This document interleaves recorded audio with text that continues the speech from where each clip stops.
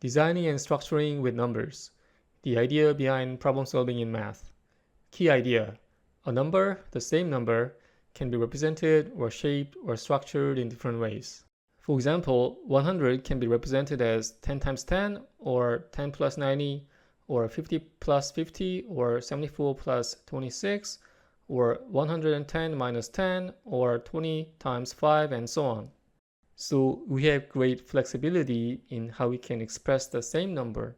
This gives us design power. We can literally structure a number in specific ways that we would like to structure it. When we introduce an unknown x into an equation, 10 plus x equals 100, we can sort of make it more flexible or intelligent because we've gone from, say, 10 equals 100, which is false, to now 10 plus x is equal to 100. Which allows us to now to solve for x, to make it true, meaning find some number x so that 100 is equal to 100. So we find that x to be 90 because 10 plus 90 equals 100, and that means 100 equals 100. So with this unknown now in our mathematical picture, we can make an equation non-obvious. And what I mean by that is 40 equals 40 or 100 equals 100. These things are obviously true, right? But 10 plus x equals 100 may not be so obvious. Or something like 10 plus 3x equals 100 is becoming less obvious, right? It becomes something that, using the rules of algebra, that you have to manipulate the equation in terms of what you do to both sides to actually solve, i.e. solve for x. This means you can actually structure your left-hand side, the non-obvious thing, or your, say, design space, as right-hand side is just a number, right? That's what usually happens, in a way that matches some real-life problem that you like to solve. Let's take a look at such a problem.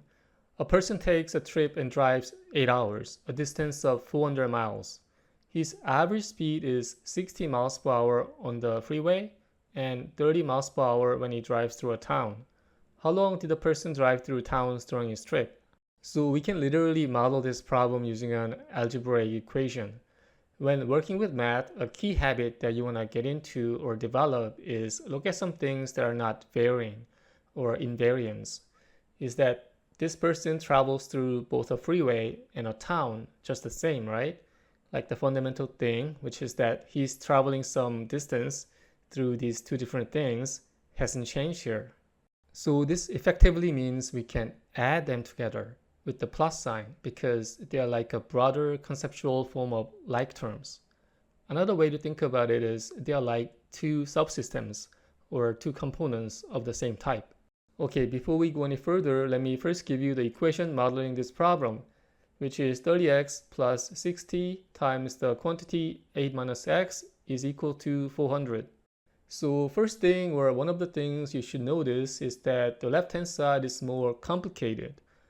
It has more things going on compared to the right-hand side, which is just a number, 400.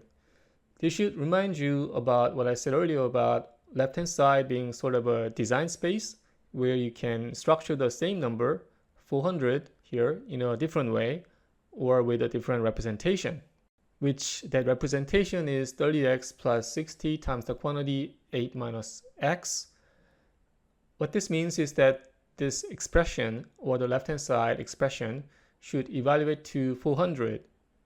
Or in other words, we're trying to find x or solve for x, which has this whole thing or expression evaluate to 400. That's what we are trying to do here. So we have broadly two different terms here. The first term is 30 times x, and the second is 60 times the quantity 8 minus x. The first term represents the distance for the town, and the second term represents the distance for the freeway. Notice how, because these things are fundamentally the same kind of thing, you can simply add them together with the plus sign, like I mentioned earlier. Notice how x appears in two different places. This is really sort of a remarkable thing in and of itself, but what this basically means is that the same number, say 10, supposing if x was 10, can appear in two different places in an expression without breaking anything. It's a totally valid move. Also notice what's going on with the parentheses. 8 minus x in parentheses. So you did that because x here represents the time or the hours you spend traveling through each respective thing, and the time you spend traveling through a town affects, or more strongly, determines the time you spend traveling on the freeway. Because you have only a set total time, 8 hours, that isn't changing, which means that if the time you travel through the town is x, then the time you travel on the freeway is 8 minus x. So notice how we designed the left-hand side to perfectly reflect the problem in terms of a mathematical or algebraic expression. And with the familiar rules of algebra, we can basically transform the original equation that we designed to a form where we can solve for x. So 30x plus 60 times the quantity 8 minus x is equal to 400. Expand the second term on the left-hand side. 30x plus 480 minus 60x is equal to 400. Combine the like terms on the left-hand side. Minus 30x plus 480 is equal to 400. Take the 480 to the other side, or minus both the left-hand side and the right-hand side by the same number, which is negative 480. In order to get rid of it from the left-hand side or take it to the other side, minus 30x is equal to minus 80. Multiply both sides by negative 1. 30x is equal to 80. So x is equal to 80 divided by 30, or 8 over 3, where x, what we solve for, is the number of hours the person drove through the towns.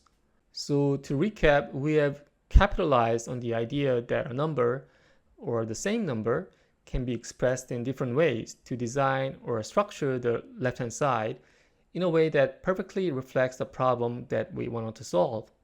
And then using the rules of algebra, we isolated x and then solved for x. Hopefully that made some sort of sense and gave you a better understanding of how you can design and structure numbers to solve problems in math.